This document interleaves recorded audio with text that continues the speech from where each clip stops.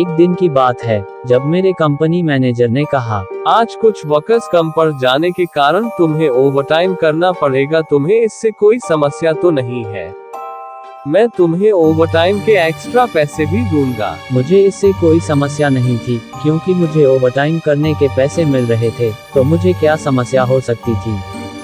उस दिन पूर्णिमा की रात थी और कहा जाता है कि ऐसे समय में ऊपरी शक्तियां अधिक ताकतवर हो जाती है। लोगों का मानना तो ये भी है कि ऐसे समय में देर रात तक बाहर रहना सही नहीं होता है, क्योंकि यह समय भूतों, प्रेतों और पिशाचों का समय होता है। इंसान रूप से जानवर में बदलने का समय माना जाता है। मेरा काम रात 10 बजे खत्म हुआ। मैंने अपनी मोटरसाइकिल स्टार्ट की और मैं अपने घर की तरफ निकल गया।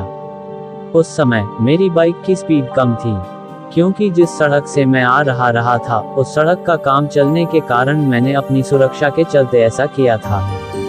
चलते हुए मुझे रास्ते में एक आदमी खड़ा हुआ दिखाई दिया। वो सड़क के किनारे एक पेड़ के पास खड़ा था। मैंने सोचा लगता है ये गांव वाला है जो गांव जा रहा होगा और शायद थक गया होगा, इसलिए वहां आराम कर रहा होगा। चलो इसको लिफ्ट दी जाए और मुझे भी गांव में पहुंचने तक सफर का साथी मिल जाएगा। ऐसा सोचकर मैंने अपनी मोटरसाइकिल को उससे थोड़ी दूरी पर रोककर उससे कहा कि भाई कहाँ जाना है? अगर ऐतराज न हो तो मैं तुम्हें कहीं छोड़ दूं क्या? पर उधर से कोई जवाब नहीं आया। मैंने एक बार फिर कहा, मैं गांव ही जा रहा हूँ, तुम कहो तो कहीं छोड़ दूं। लेकिन इस बार भी उसका कोई जवाब नहीं आया, तो मुझे गुस्सा आया और मैंने अपनी बाइक स्टार्ट की घर जाने के लिए। जैसे ही मैंने अपनी बाइक स्टार्ट की वैसे ही वो आदमी मेरी तरफ आने लगा। मैंने सोचा कि अब इसकी अक्ल ठिकाने आई है। अब वह मेरे काफी पास आ गया था। मैंने उसकी तरफ देखा तो चांद की रोशनी में मैंने देखा कि इंसानों की तरह नहीं बल्कि किसी जानवर की तरह लग रहे थे और वो धीरे धीरे पास आ रहा था। ये सब देखकर मैंने अपनी बाइक फुल रफ्तार में भगाई। मुझे कुछ समझ में नहीं आया कि वो सब क्या है। मैंने उसे देखा तो नहीं, पर मैं महसूस कर पा रहा था कि वो मेरा पीछा कर रहा है। सड़क खराब थी तो मेरी बाइक का संतुलन बिगड़ गया और मैं नीचे गिर गया। पर मैं तेजी से उठा और अपने घर की तरफ भागने लगा। मैं जोर जोर से हनुमान जी का नाम लेने लगा और हनुमान चालीसा का पाठ करने लगा। मैं जितना तेजी से हो सके उतना तेजी से भागा। मैंने पीछे पलट कर भी नहीं देखा। थोड़ी देर बाद मैं अपने घर पहुंच गया।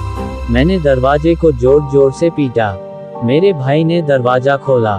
मैंने तुरंत दरवाजा बंद किया और जाकर कुर्सी पर बैठ गया। मेरी ऐसी हालत देख सब पूछने लगे कि मैंने पूरी बात बता दी कि मेरे साथ क्या हुआ था। सबको मेरी बात पर विश्वास था, क्योंकि जैसी मेरी उस समय हालत थी सबको विश्वास करना ही पड़ा। मैं डर के मारे रात भर सो भी नहीं सका। अगली सुबह मैं काम पर भी नहीं गया और मेरी तबीयत भी खराब हो गई थी। एक हफ्ते तक मैं पलंग पर ही पड़ा रहा था।